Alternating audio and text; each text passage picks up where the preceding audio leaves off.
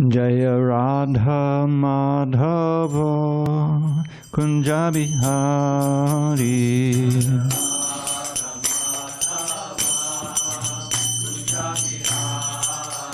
Jaya Radha Madhava Kunja Bihari.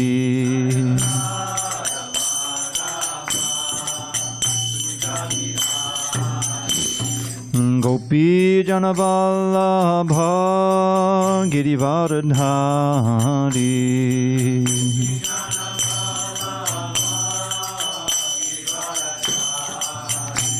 Jai Gopi Janavallabha Girivardhari.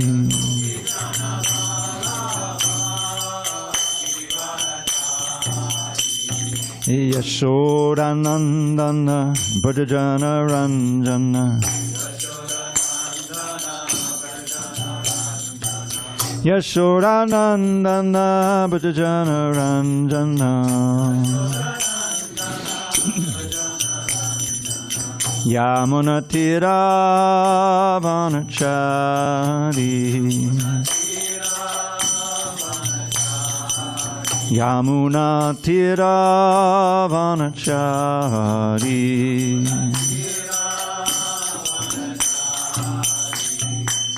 Hare Krishna, Hare Krishna, Krishna Krishna, Hare Hare, Hare Rama, Hare Rama, Rama Rama, Hare Hare.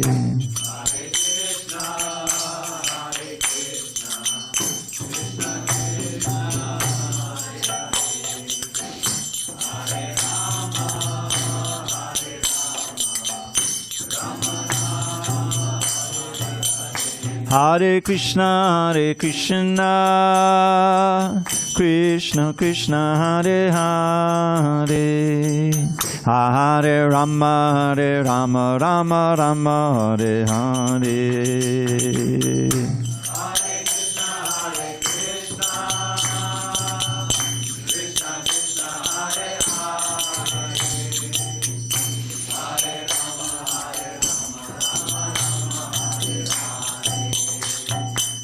Hare Krishna, Hare Krishna, Krishna Krishna, Hare Hare, Hare Rama, Hare Rama, Rama Rama, Hare Hare.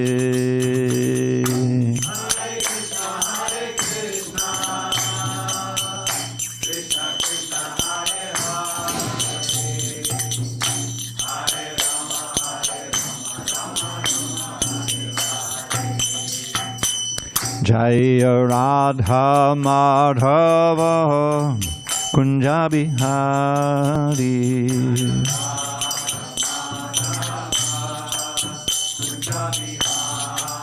Jaya Radha Madhava Kunja Bihari.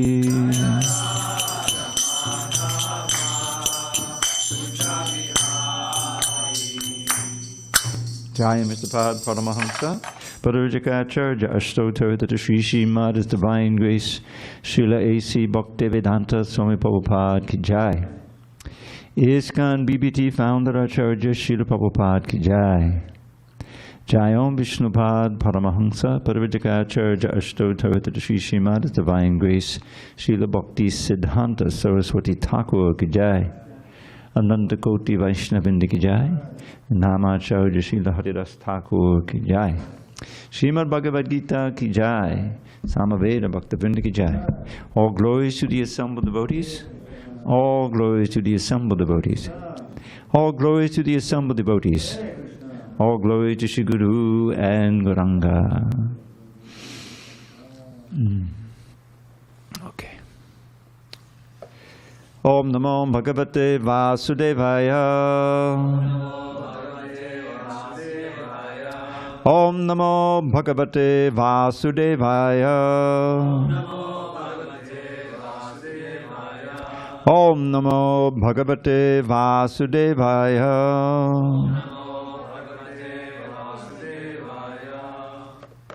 Okay. On this 4th day of December, 2023 in San Diego, we're reading from Srimad Bhagavad Gita as it is, translation and commentary by His Divine Grace A.C. Bhaktivedanta Swami Prabhupada. And we are in chapter 3, entitled Karma Yoga, text 29, the bottom of page 165. Okay. Prakriter Gunasammudha Sajjante Gunakarmasu Tan Akrishnavido Mandan Krishnavin Navichalayet Prakrite Gunasammudha Sajjante Gunakarmasu Tana Krishnavado Mandan Krishnavin Navichalayet Prakrite Gunasammudha Sajjante Gunakarmasu Tana Krishnavado Mandan Krishnavin Navichalayet Prakrite Gunasammudha Sajjante Gunakarmasu Tana Krishnavado Mandan Krishnavin Navichalayet. Go ahead. Prakrite Gunasammudha Sajjante Gunakarmasu Tana Krishnavado Mandan Krishnavin Navichalayet. Prakrite Gunasammudha Sajjante Gunakarmasu Tana Krishnavado Mandan Krishnavin Navichalayet. Prakrite Gunasammudha Sajjante Gunakarmasu Tana Krishnavado Mandan Krishnavin Navichalayet. Prakrite Gunasammudha Sajjante Gunakarmasu Tana Krishnavado Mandan Krishnavin Navichalayet. Anyone else on this side? Go ahead. Prakrite Gunasammudha Sajjante Gunakarmasu Tana Krishnavado Mandan Krishnavin Navichalayet. Anyone online? Oh, page 165. Oh, different book? Oh, she's got the other book. Okay. Yeah. All right, word by words. Prakriti of material nature, guna by the modes, sammudha, befooled, sajjante, they become engaged. Guna karmasu, in material activities, tan, those, akrishnavidaha, persons with a poor fund of knowledge, mandan, lazy to understand self-realization, krishnavit, one who is in factual knowledge, not vichalayet, should try to agitate. All right. Translation. Bewildered by the modes of material nature, the ignorant fully engage themselves in material activities and become attached. But the wise should not unsettle them, although these duties are inferior due to the performer's lack of knowledge. Purport. Persons who are unknowledgeable falsely identify with gross material consciousness and are full of material designations. This body is a gift of the material nature, and one who is too much attached to the bodily consciousness is called manda, or a lazy person without understanding of spirit soul. Ignorant men think of the body as the self. Ignorant men think of the body as the self. They accept bodily connections with others as kinsmanship, the land in which the body is obtained as is their object of worship, and they consider the formalities of religious rituals to be ends in themselves. Social work, nationalism, and altruism are some of the activities for such materially designated persons. Under the spell of such designations, they are always busy in the material field. For them, spiritual realization is a myth, and so they are not interested. Those who are enlightened in spiritual life, however, should not try to agitate such materially engrossed persons. Better to prosecute one's own spiritual activities silently. Such bewildered persons may be engaged in such primary moral principles of life as nonviolence and similar materially benevolent work. Men who are ignorant cannot appreciate activities in Krishna consciousness, and therefore Lord Krishna advises us not to disturb them and simply waste valuable time. But the devotees of the Lord are more kind than the Lord, because they understand the purpose of the Lord. Consequently, they undertake all kinds of risks, even to the point of approaching ignorant men to try to engage them in the acts of Krishna consciousness, which are absolutely necessary for the human being. Om Jnana Timirandasya Jnanandana Shalakaya Chakshu Unmilitam Mena Tasmai Śrī Gurave Namaha. I was born in the darkest of ignorance, but my spiritual master Srila Prabhupada opened my eyes with the torchlight of knowledge. I offer my humble obeisance unto him and all members of Śrī Parampara. So, Srila Prabhupada, in the purport, he explains something that he also explains at the end of the Bhagavad Gita, where Krishna says that this Bhagavad Gita should not be spoken to anyone who is not austere, who is not receptive, like that, you know. But Prabhupada says sometimes the devotees are so merciful that they hold open classes in Bhagavad Gita, and anyone can come, you know.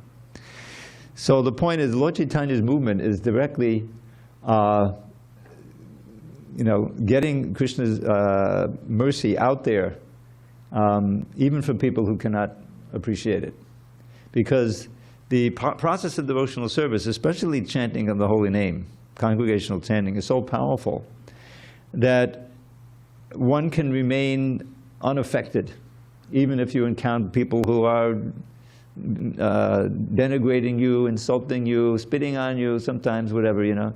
Hari Bol, Hare Krishna, Krishna Krishna. You become so inured that you can do that. And the whole process of book distribution is one, there's a lot of no's. You know, we hear some wonderful stories here from Govardhan and Vijayamani, and they're very enlivening, but they don't tell the stories, you know, of people coming and this ignoring, and many people who ignore or even insult them and things like that. It's difficult to, you know, be out there, and many people are inimical. They, if and when, how many here have been on the LA Rath Yatra? Okay, well, practically everybody this year for you. Okay, yeah. So when we come down, I mean, this is how I've been going to that Rath Yatra for years, you know, since the 70s. I was there for the first LA Rath Yatra, 1977. What is it? Rath Yatra is you've seen the altar? On the right side, we have these three deities they're unique. This one is unique. They're called the Jagannath deities. There's a whole story about why they're not carved so elaborately and stuff like, we won't tell it. But those deities, the original deities are in Orissa, India, in a city called Puri. And the first Rath Yatra, Haribol. The Rath Yatra goes back thousands of years. A Ratha is a cart or a chariot. And we had, for many, many years, we did Rath Yatra, a little Rath Yatra in the park, Balboa Park, during, it wasn't actually Earth Day, but what do they call it? No, it's built around Earth Day. It's the Sunday before or right near Earth Day. And there were so many people who would come, and they'd have their booths, you know, selling this, doing this, all around natural and organic and all that kind of thing. So there'd be a lot of people in the park. So we have the cart. It was, I think, built. I think Yamunapati had a lot to do with, to make the cart that we have now. It's stored right here. And we put the deities on that cart. Actually, do we have 3 carts? I think we have 3. No, we have 1 big cart. And we have those deities on the cart. And the devotees pull the ropes and chant Hare Krishna before the cart with the deities. And we have a procession. Now in LA, it's huge. I mean, they have 3 carts, 3 big deities. We go down have you ever been to LA? Venice, you know, Venice by the beach. And we take them a good 1.5 miles, 2 miles at least. And then there's a big festival at the end. We have all of these prasadam booths, and there's kirtan going on, and there's sometimes little plays and things like that. It's very nice. Yeah. It's usually the first Sunday in August, unless that's an Ekadashi, and then it's the second Sunday. So we'll make sure you just keep tuned. Yeah. Yeah, and actually, we usually hire a bus from here, so it's very nice. You come here, and you don't have to worry about driving, you know, there and back. Yeah. So, so what is this Rath Yatra? I mean, you know, anyone can come. Like they had them in New York now. I think the pandemic, they skipped 1 or 2 years. But they had a huge one down Fifth Avenue. Srila Prabhupada was there in 1976. I couldn't make that, unfortunately. I was on the West Coast. But it was a great triumph. He started the movement in 1966 with no money and no followers, you know, just trying to get some kind of traction in America, in New York, Manhattan. And eventually he did. It's a wonderful story. There's a wonderful biography called the Prabhupada Lilamrita by Satsu that really tells it in detail. And then eventually, you know, he went to San Francisco, and then he came back. He got sick. He went back to India, and then came back and gradually built up the whole movement, you know. And after some time, there were Rath Yatras in all the major cities of the world, and to this day they're doing that. So this is Krishna coming out to the people. You know, he's not just sitting in his temple, waiting for everyone to come to him, but he's going out, and there's massive, you know, food distribution, prasadam, and all these things. You know.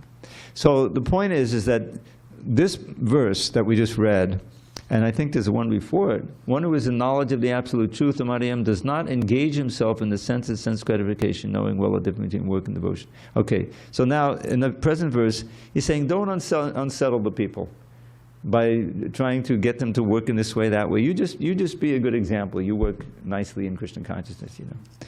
But Lord Chaitanya's movement is not like that. He's going out and chanting right in the public square, you know. Come in, you're welcome. Yeah, don't worry about it. And he would you know, have demonstrations of kirtan, and especially Rath Yatra. Millions would come. I mean, yeah, to this day, yeah. Best to sit over here because we separate the men and women. Sorry. And Puri is going, you know, he would, Lord Chaitanya would go, and he was with his devotees, and it was just fabulous, you know, that his demonstration there. So Lord Chaitanya movement is a little different, that we approach people who, you know, on the street. We certainly, and New Year's Eve kirtan we have downtown. You don't miss that one. And we're planning to have a little Rath Yatra too. Take these deities right off out to the beach. Do you do a bus to go downtown? No, there'll be various rides. You just keep posted here. Anyway, what Krishna is saying here is that don't try to proselytize in such a way that you lose your own Krishna consciousness. In other words, that you get affected. Better to simply be a good example and show by example how you can live a nice devotional life, and in this way. But so this is spoken 5,000 years ago. Lord Chaitanya is more like 500 years ago, and the Sankirtan movement is very much a public demonstration, you know, and temples wherever possible to invite people and like that, you know. So that's the story. But the idea is that don't try to do so much that you lose your own spiritual equilibrium. we have a certain, if you get serious, then every day you try to get up early, you chant rounds, if possible, live near a temple, you take part. So there's a routine, there's a certain discipline that you develop, and you don't want to disrupt that by, extreme measures to try to convert people or whatever, like that. It's all very regulated, and we have to keep our equilibrium. All right, let us go on. That was 29, 30. Mahi sarvani karmani sannyasyadyatma cetasa nirashir nirmamo budva yudhyasva vikatadvara. Okay, before we read the translation, Prabhu, can we turn the heat off now? Yeah, it's getting a little warm in here. Okay, now listen up, because when we read the purport, you'll see how important this verse is. Therefore, O Arjuna, surrendering all your works unto me, with full knowledge of me, without desires for profit, with no claims to proprietorship, and free from lethargy, fight. Purport. This verse clearly indicates the purpose of the Bhagavad Gita. Now, when I first read that, I said, whoa, this is an important verse, so I memorized it. You can do that. It's not that difficult. The Lord instructs that one has to become fully Krishna conscious to discharge duties as if in military discipline. Such an injunction may make things a little difficult. Nevertheless, duties must be carried out with dependence on Krishna, because that is the constitutional position of the living entity.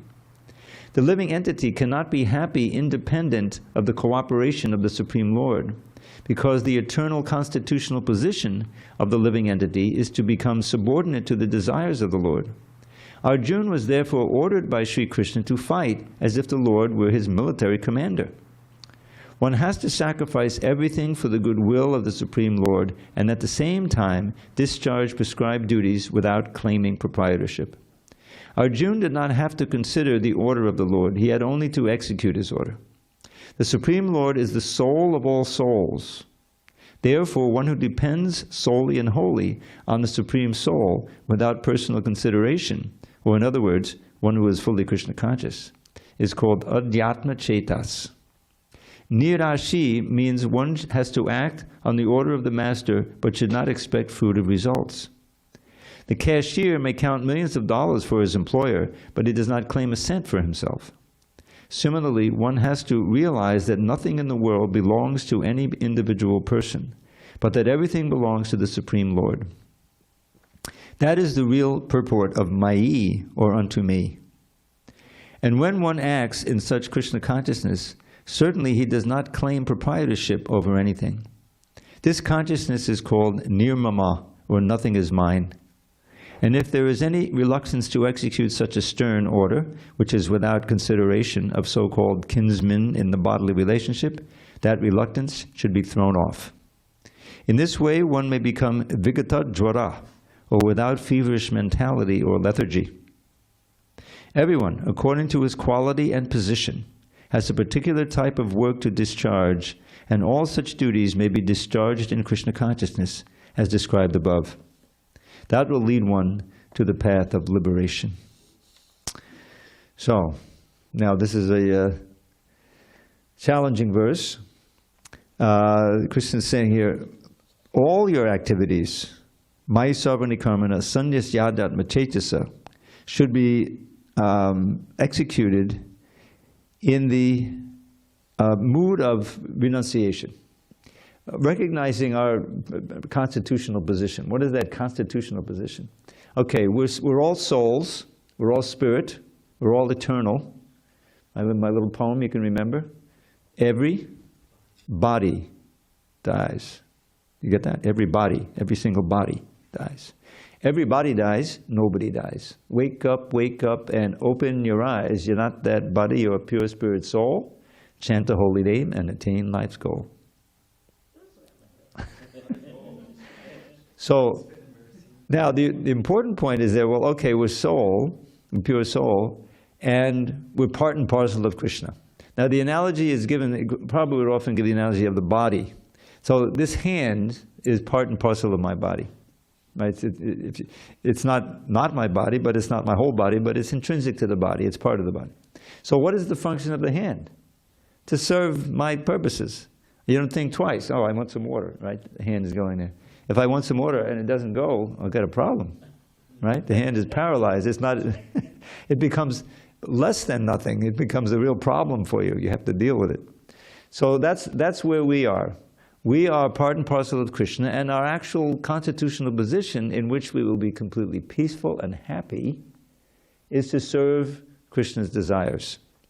And then it's not that they're, what's the first order, Chant Hare Krishna. Well, that's not so difficult. You see what I'm saying? The point is that Krishna, especially in the modern age, by Lord Chaitanya and his followers, has provided a means of where anyone from any point can engage in the process. You don't have to, take sannyas, Men, women, old, young, black, white, all those are simply bodily designations. They're not us. When I was reading this purport, I was thinking of a verse that's in the Bhakti Rasamrita Sindhu near the beginning, where Rupa Goswami, he defines what bhakti actually is. Now, the most famous one, and the key one, which is really the foundation of this whole movement, and Lord Chaitanya's teachings, is Anyabhilashita Shunyam Jnana Karma Dhyanavratam Anukulyena Krishnanushilanam Bhaktir Uttama.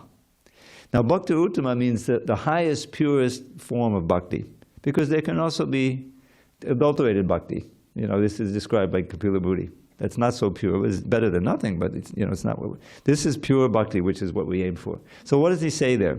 First he says what it isn't. Anya abhilashita shunya means devoid of any other desire, any personal, any selfish desire, self-centered desire. And then he gives the samples, the categories. Jnana, karma, dhyanavratam. Now this avratam is a very important word. It means covered, adulterated, obscured, because we're talking about pure devotion now.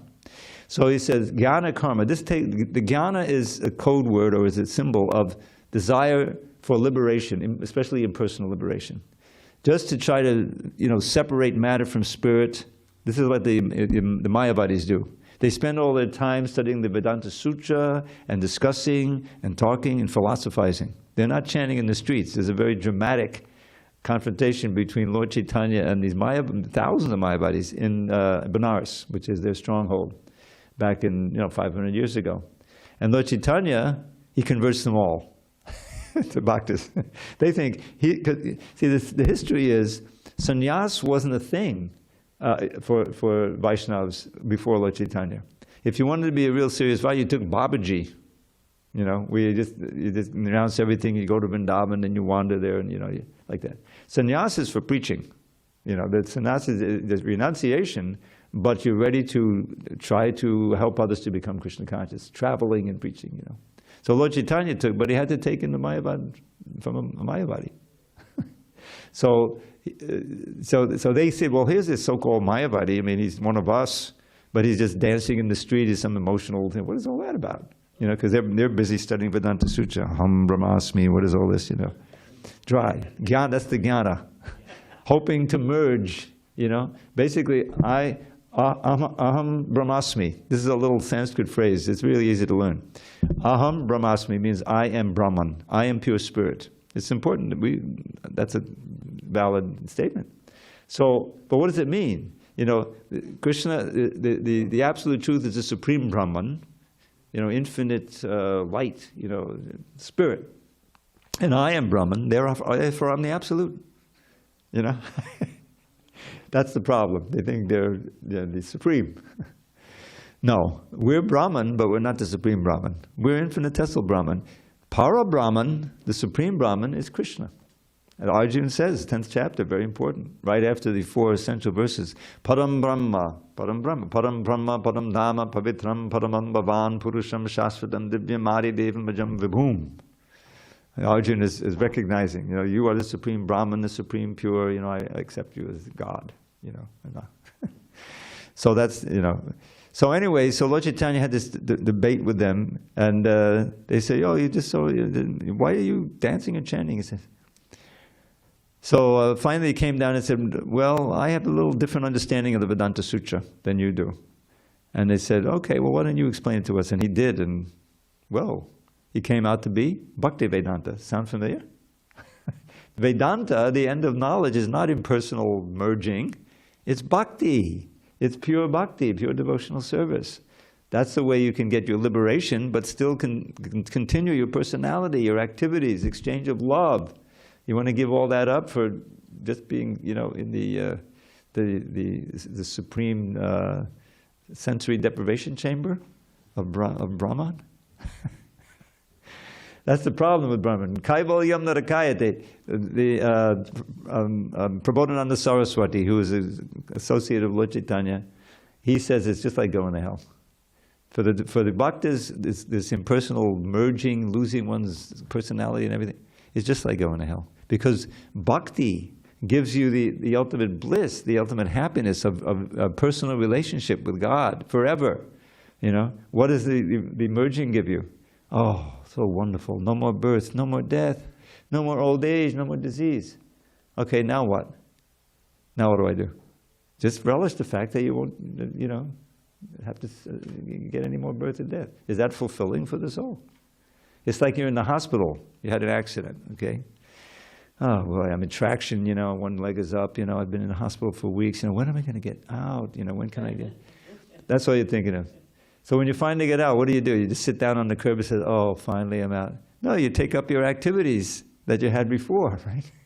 So similarly, our actual activities in the spiritual world are what we've forgotten, and we're trying to engage in perverted reflection activities in this world, and repeatedly suffering in so many ways. So that's the difference. And so what he says, jnana karma janavatam, not covered by anything. And what is it? Anukuriyana Krishna anushilanam bhaktiruttama. Acting in such a way favorable for Krishna, for his desires. That's bhakti. And at first it's an austerity, because we have our own desires, you know, but that's the discipline. Just like if you want to do anything, you want to become a violin player, you want to become an Olympic champion, you want anything, it's a lot of discipline. You have to do this and not do this. You have to eat this way, not that way, you know, and be an athlete. And then what's the goal? Oh, okay, you know, I can win the prize, I can win the gold medal, I can, you know, run the marathon, whatever it is. You know, that's a material goal. But any discipline, including bhakti, there's do's and there's don'ts. That's all surrender. Surrender. You know, and when you hear that word surrender, I mean, when I first heard it, I said, oh, that's like what the Japanese had to do on that boat after World War II. Isn't it? Surrender. Or the Indians are always surrender. No, that's our natural position. That's the idea behind this verse. That so why is it so important? Which one was it? 29? No, it wasn't 29. 30. So why does Prabhupada say this verse clearly indicates the purport of the Bhagavad Gita, purpose, or the ultimate you know, reason for it? Surrendering all your works unto me. So Arjuna doesn't want to do that. Arjuna, he's moved by his emotional ties to many of the people on the other side. You know, his cousin brothers, his teacher, beloved teacher, Dronacharya, and Bhishma Dev, who acted like a grandfather to them when their father died untimely, you know, Pandu. And he's on the other side, and I have to kill him. He said, who cares about this kingdom? You know? He's not thinking what Krishna wants. He's thinking about, okay, what you usually fight for is the kingdom. Suppose I win, oh great, you know, it'll be the spoils will be soaked with the blood of the people I love. To heck with that. Let me go to the forest and beg. In other words, he was wanting to give up his duties because of his personal ties. He had fought so many battles, but nothing like this, whereas so many of his friends and beloveds are on the other side. You see that? But Krishna said, the whole point of the Gita, in one sense, is to get Arjuna to fight, to surrender to Krishna's desires against his own emotional desire. And this is really what we face. We're so conditioned, we have so many attachments, so many things we like to do, we don't like to do, you know. But it's all based on this relative, you know, what modes we're in and all these different things. It's all changing. It's not our intrinsic nature. That's the point. The soul is victimized, in a sense, by the conditioning. So how to you know, understanding that we accept that, How do we come back to our natural position, even within this material world? And that's the whole process of bhakti. But yes, it's difficult because you have to, change a lot of what you believe in and your activities. One of the biggest surrenders is getting up early. I remember joining the ashram. Oh my God, 3:30, and then the cold shower. Yeah, the cold shower. Oh, that's a major do. Of course, in San Diego, summertime is kind of easy. But it's anyway. It's possible, In other words, you think, what are the stakes? If I don't take the cold shower, how can I stay in the ashram? All right, I'll try. Anyway, I'm not going to tell that story again. You've all heard it. But the things that you think are impossible become possible, and after a while, routine, like anything else, that you want to do. So this is what Krishna is saying here: is that you have to give up your reluctance to perform your duty. Because I want that, and why do I want it? Not for myself. He wants it because the reestablished Dharma in the world. This is the whole idea. Krishna's concerned. Yada yada hi dharmasya glana bhavati bharata. In the next chapter, we'll learn why Krishna comes. Because Dharma becomes messed up by the force of time. Time eventually wrecks everything. So the real Dharma, which is the wholesome way for human beings to live for their progression, the spiritual progress. That's what Dharma means, really. It's become distorted by the force of time, like everything else. So then Krishna comes, or he sends his emissary. He doesn't come personally all the time. That's once in a day of Brahma, billions of years. But we're so fortunate. Just 5,000 years ago, it's like a snap of a finger. Krishna was here, Lord Chaitanya was here in half a snap of a finger. And we're practically contemporary, so we should really take advantage of this, this Kali Yuga. So the idea of proprietorship, that's a big one, because that's what the false ego does.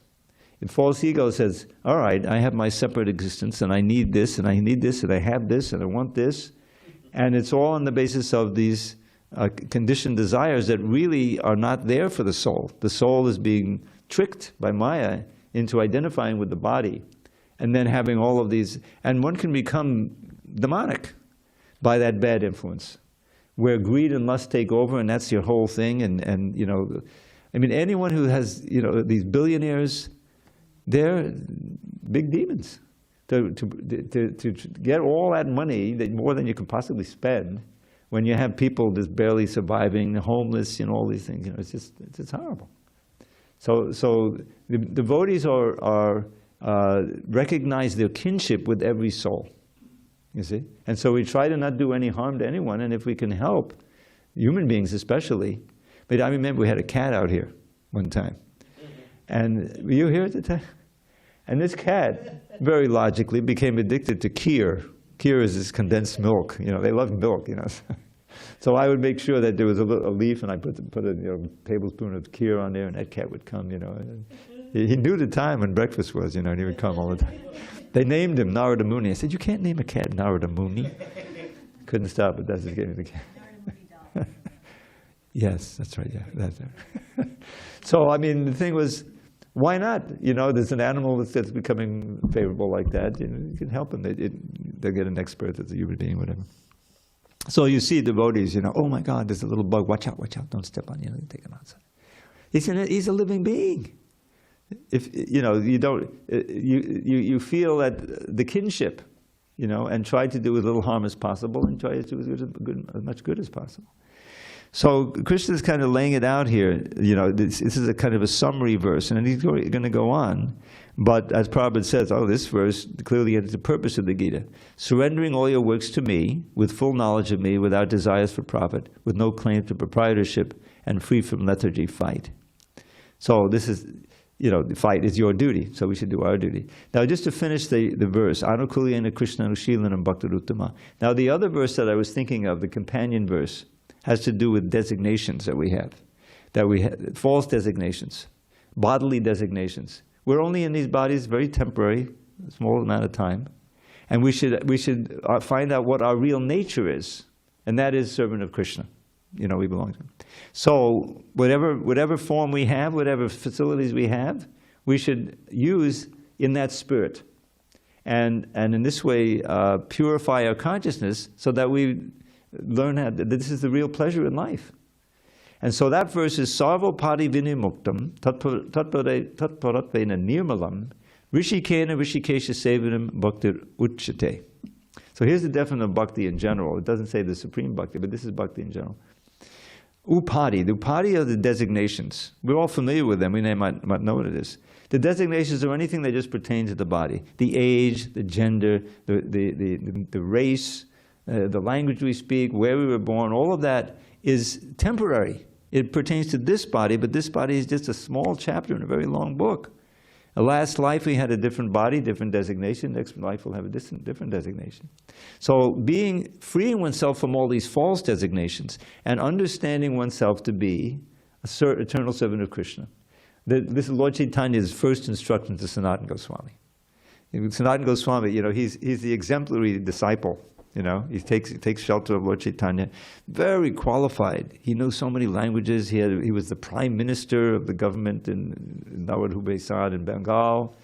Quit that when he met Lord Chaitanya. He and his brother, Rupa Goswami. Rupa Goswami was the finance minister. When he quit, he cashed everything out. He had a big bolt full of gold. Can you imagine how much that would be worth now? Billions of dollars. So they quit and went to Vrindavan and became the most renounced. So before he got to Vrindavan, Sanatana Goswami met Lord Chaitanya in Benares. This is the place of the Mayavadis. And he surrenders to him there, And this traditional thing with the straw in his teeth, And he says, I'm thinking, people call me very learned, and I even believe them. But now I know I'm really not so. Here's the question: who am I, and why am I suffering? And I'll quote the Bengali, and so Lord Chaitanya answers, and this is a very important verse. Jivera swarupoi Krishnera nityadas. Krishnera tatasta shakti beda bed prakash. This is our actual nature and our relation to Krishna. So the first thing is, every jiva, not just human beings, everything, whenever you see life, there's a jiva there. There's a soul, which is amazing, because that soul could have been a demigod, could have been a human being in a previous life, was. And so now you can become so degraded. So, but every jiva, jivera swarup, the swarup means your actual nature, your actual identity. Not these false natures and false identities. Krishna Nityadas, the eternal servant of Krishna. But then he goes on. Krishna Tatasta Shakti. The jiva is the marginal energy of the Lord. And this is important to understand, is because this is how we got here. If our eternal nature is to be Krishna's servant, well, what happened? There's just a few of us here who may know that or believe it. There's millions out there who don't even suspect that. So how do they forget? Right? So Krishna Tatasta Shakti. Tatasta means on the border. A perfect example by the ocean. You go down to the ocean, and the tide's coming in, and there's a part there that's covered and uncovered, covered and uncovered. So that's the margin. Sometimes covered, sometimes uncovered. So we are covered now, covered by Maya, by Krishna's external energy. But because we made the decision to become fascinated, and we wanted to be the controller, the proprietor, the owner, and the enjoyer. That's Krishna's position. You see, we can enjoy by facilitating Krishna's enjoyment, just like a mother and child. A 6-year-old kid. When do they learn to walk? 1.5, 2, something like that. 1, okay.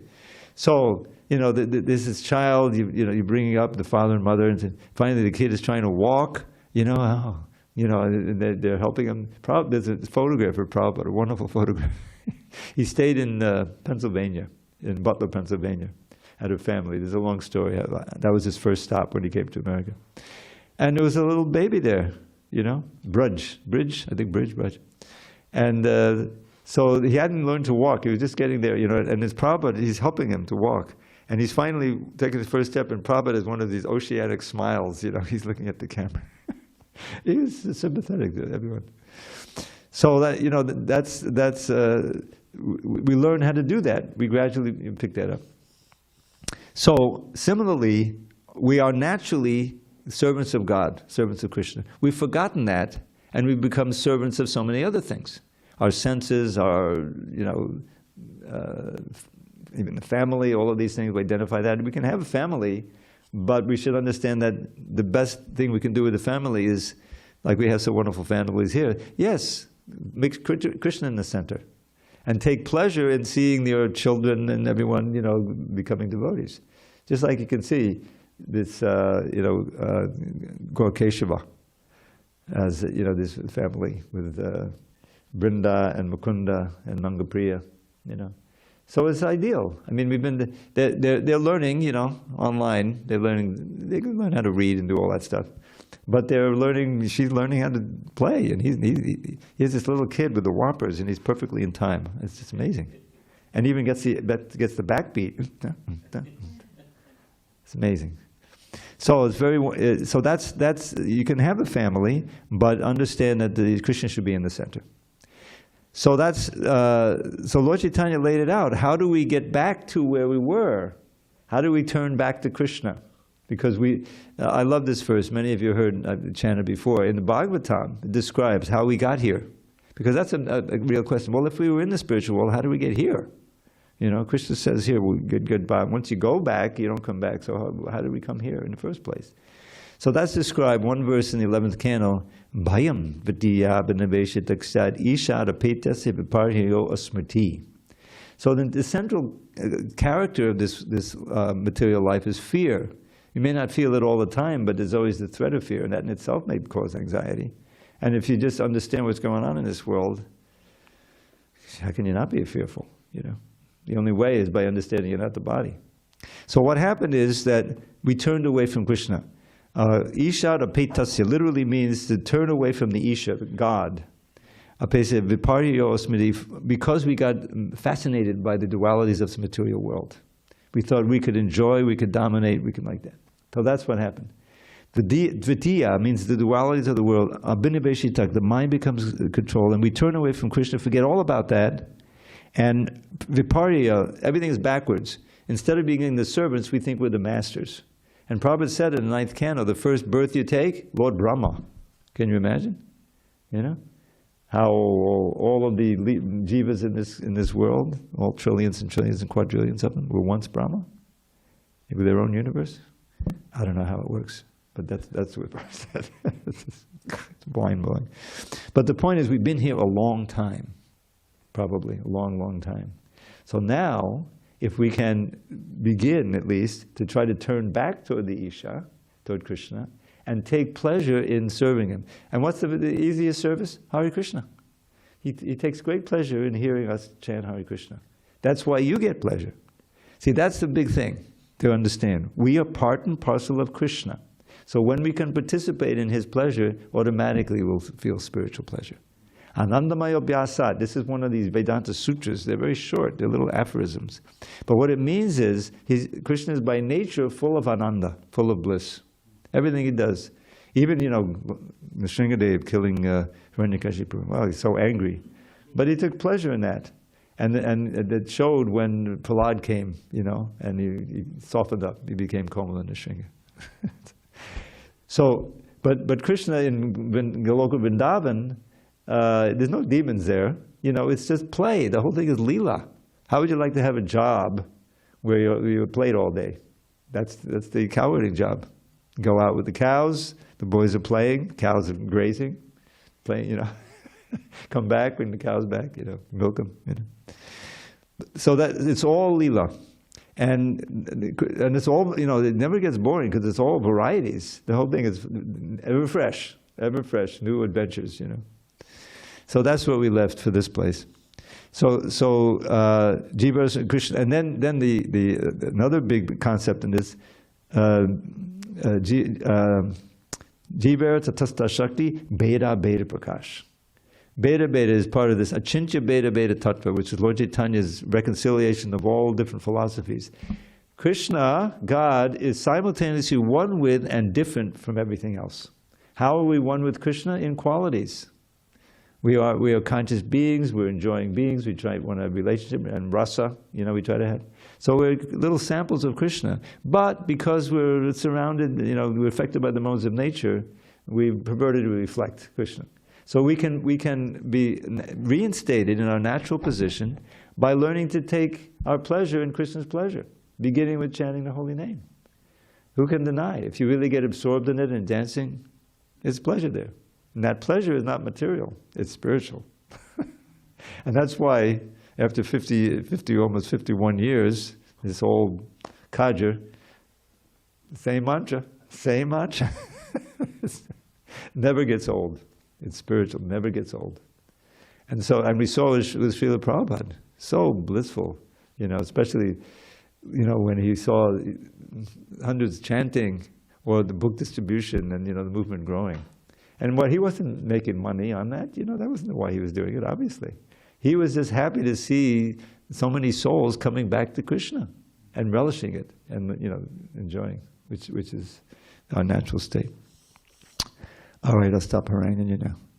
I'm sorry, the whole time is actually going. Okay, if I make a comment. I just wanted to add on your what you were saying about the imperfection of the Mayavad or impersonalist philosophy. Yeah. Brahma is not ever living. He's not immortal. He also, you know, perishes at the end of his lifetime. Brahma, so you know, there's that defect in that philosophy. That well, core defect. we shouldn't get confused. There's Brahma and there's Brahman. Two different things. The Brahman is eternal. You see, the absolute truth is understood in three phases: Brahman, Paramatma, and Bhagavan. So the Mayavadis get hung up on this Brahman, that they don't want to, you know, surrender. They want to, the last snare of Maya, to want to be God. It's kind of what the Mayavadis want. Oh, we're all Brahman, you know. I'm Brahman, you're Brahman. Just recognize your godhood, you know. That's God. But that's the first phase of understanding God is the Brahman, effulgence. And from the Brahma Samhita, we talk about Brahma. This is the Brahma written by Brahma. Yasya prabhava bhavato jagatanda koti koti shrishesha vasadari vibhuti binnam tad brahma nishkalam anantam shesha bhutam govindamadi purushantam aham bhajami. That Brahman effulgence is nothing but the bodily effulgence of Krishna. Yasya prabha. And where we find all these universes and everything, you know. So understanding it, you know, everything in perspective, we definitely don't want to get hung up on Brahman, and we don't want to get hung up on Paramatma realization, which usually means, you know, the yogis trying to get these siddhis. They can never be peaceful. The only ones who can be peaceful are the bhaktas. That's what Chaitanya says. Krishna bhakta nishkama ata eva shanta bhukti mukti siddhi kami sakali ashanta. There's like 4 different categories: the bhukti, mukti, siddhi, and the kamis, and the bhaktas. So the bhaktas, what do we want? We want to be reinstated in our natural position, blissful position as servants of God. You see, for forever, and be in, you know, in God's presence. We want to see Him and want to hear Him. We want to. So what do the bhukti kamis want? Well, first of all, the first hint is that there's kamis, not communists. But they're lusty. You know, they want some pleasure for themselves. They want. This is what we're surrounded with. You know, basically, people who want some kind of sense gratification, gross or subtle. The mukti kamis know that that's a trap, because that'll bring you back to birth and death. No, I don't want any of that. I want liberation. I want to be free from birth, old age, disease. And I can't do it in the city. I'm going off to the Himalayas to meditate. You see, to heck with everyone else. But the bhaktas. No. You know, the old brothers and sisters, I want to take as many people as possible. So the mukti kamis, they're also never peaceful. And the siddhi kamis, those are the yogis who want to get all the powers, you know, fly here, fly there, control people's minds and everything like that. That's also self-centered. It may be more subtle than just a gross materialist, but it's... So they can never be peaceful. They can never be peaceful. The Brahmavadis, they may rise up to Brahman, but they come down again. It's too boring up there. You know, they'd start a hospital or something. The mukti kamis, they're never liberated enough, you know, and because they're also it's a very fragile liberation that they get, and the siddhi kamis, that's just gross materialism. I mean, it may be, you know, they may have some wonderful powers, but it's all self-centered, and we've seen those who had a little power, they could create some gold or something. They used it to con so many Americans and become, you know, wealthy. You know, Prabhupada never did that. He could have retired when he got that Detroit temple. You know, it was so opulent. He could have stayed there. He could have stayed in L.A. and just you know. But no, he wanted to, you know, Rukmini Dwarkadish told him to leave and go back to India and open up India. India is huge. India is about 70% of the movement now, in terms of temples and books distributed and devotees. Prabhupada had left India because they weren't receptive. He came to America, you know, and did what he did. But when he went back and planted, and now it's you know, tremendous there. So anyway, that's in a nutshell. You know, Lord Chaitanya is telling us who we are and how to reawaken that in the easiest, most possible way, centered on chanting Hare Krishna. It's such a simple thing, but it requires guidance and dedication to do it right. And I just had one more thing real quick. Okay, real quick. Yeah, so when you were talking about how there's like, there's not demons in, you know, in the abode of Krishna and Krishna Loka, right? But there's these plays, right? So maybe these, I was just thinking. Did you say plays? Yeah, these, you were saying, that's what you said, I'm pretty sure. But I was thinking like these people that resonate with like the villainous, you know, aspects, the anti-heroes and stuff, like, you know, oh, I like the villains, you know. That maybe they're like meant to be, you know, in like a demonic, you know, play with Krishna, you know what I mean? That sounds like something we're going to have to wait to discover when we get back. Okay, Haribol. That's the best I could do with that one. All glories to Srila Prabhupada, Haribol. So same time, same station tomorrow. After the kirtan.